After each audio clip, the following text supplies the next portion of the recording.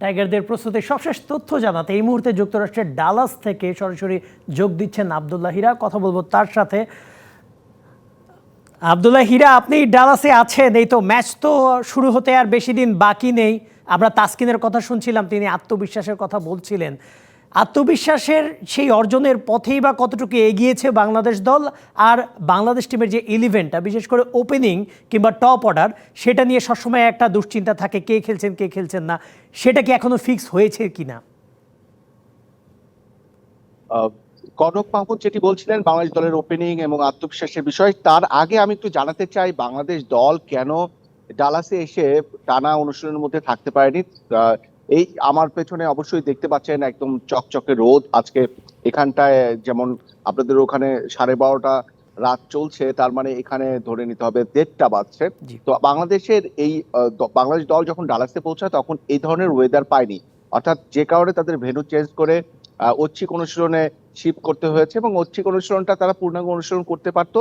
এই যে আত্মবিশ্বাস ফিরে পাওয়ার প্রধান মাধ্যমই তো অনুশীলনের মধ্য দিয়ে আত্মবিশ্বাস ফিরে পেতে হবে, এবং অনুশীলনে ভালো করলে সেখান থেকে ম্যাচে ফল পাওয়া যাবে, ম্যাচে ভালো করলে আত্মবিশ্বাসটা আগের মতো আসবে, এই তো বিষয়। সেখানে বাংলাদেশ অনুশীলনটা ঠিক মতো করেনি যেমন বলা যায়, পাশাপাশি ওয়েদারটা ঠিকভাবে বাংলাদেশ দলের পক্ষে ছিল না, যে কারণে ইনডোর অনুশীলনের মধ্যে থাকতে হয়েছে। আজকে আমরা ধারণাই করতে পারি বাংলাদেশ দল মূল ভেন্যুতে অনুশীলন করার সুযোগ পাবে এবং স্থানীয় সময় 4টার দিকে অনুশীলন শুরু হবে। এর আগে দু দল অনুশীলন করবে, পাকিস্তান এবং ইউএসএ, এবং তারা অনুশীলন সারবে আগামীকাল ম্যাচের জন্য। এই ডালাসের ভেন্যুতেই তারা মুখোমুখি হবে আগামীকালের ম্যাচে। পাকিস্তান মুখোমুখি হবে ইউএসএ। যেটি বলছিলেন যে ওপেনিং পার্টনারশিপ বা কারা ওপেনিং করলে বাংলাদেশ দলের ব্যাটিং লাইন আপ নিয়ে তো ঘষা মাজা চলে। তো এখন পর্যন্ত কিন্তু ব্যাটিং লাইন আপ নিয়ে ঘষা মাজা চলছে এবং আমরা শেষ মুহূর্ত পর্যন্ত দেখবো, কিন্তু ম্যাচে জয়টা আসলে হয়তো ওই সময় গিটটা লাগবে যে এই ওপেনিং এর মধ্য দিয়ে জয় পেয়েছে, তার মানে উইনিং কম্বিনেশন ধরে রাখতে হবে বাংলাদেশ দল, এবং বাংলাদেশ দল এর ম্যানেজমেন্ট কিন্তু সেরকমই একটা তখন বলতে পারবেন, যেহেতু আমরা জয় দেখছি না। আর শ্রীলঙ্কার বিপক্ষে জেতাটা এত দরকার যে শ্রীলঙ্কার বিপক্ষে কোনো কারণে বাংলাদেশ যদি হেরে যায় তাহলে বাংলাদেশ দল কার সাথে জিতবে সেই মানে প্রত্যাশা বা সেই সমীকরণে চাপ মিলানো কিন্তু খুব কঠিন হবে। কেননা নেপাল এবং নেদারল্যান্ডস, নেপালকে একটু মনে হতে পারে কিন্তু টি-20 ফরম্যাটে কিন্তু কোনো দলই দুর্বল হয় না।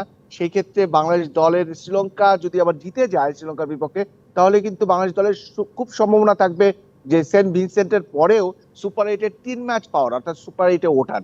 এই কারণে আমি বলতে চাই যে বাংলাদেশ দলের যে অবস্থা, আত্মবিশ্বাস ফিরে পাওয়ার প্রধান হাতিয়ার হতে পারে বা প্রধান মঞ্চ হতে পারে একটি জয়, এবং সেটি প্রথম ম্যাচে। আরেকটি বিষয় আমি বলতে চাই যে অনুশীলন টানা করাটা প্রয়োজন ছিল। অনুশীলন তারা বলেছে ওয়ার্কলোড কমানোর চেষ্টা করেছে, নিউ ইয়র্কে বেশি প্র্যাকটিস ম্যাচ বা বেশি অনুশীলন করেছে, এরপরে ডালাসে কয়েকদিন অর্থাৎ 2 দিনের মতো তারা বিশ্রাম নিয়েছে। এখন থেকে তারা গতকাল অনুশীলন করেছে, এখন থেকে তারা টানা অনুশীলনের মধ্যে থাকবে, এটা ধারণা করা যায়। আশা করা যায় এই অনুশীলনে যদি তাদের কোনো টানা অনুশীলনের মধ্যে দিয়ে তারা যদি একটা জায়গায় পৌঁছাতে পারে, হয়তো যারা অফ ফর্ম শো করছে তারা মাঠের লড়াইয়ে ভালো, অর্থাৎ ফর্মের ইঙ্গিত দেওয়ার পসিবিলিটি বেশি থাকবে, ইতিহাসটা তাই বলে। অবশ্যই আব্দুল্লাহ হীরা, আপনাকে ধন্যবাদ। আমরা আশা করি যে টাইগাররা ম্যাচের আগে অ্যাটলিস্ট তাদের আত্মবিশ্বাস কিছুটা হলেও অর্জন করে তারা মাঠে নামবে, লড়াই করার মতো রসদটা পাবে। আপনাকে ধন্যবাদ আব্দুল্লাহ হীরা।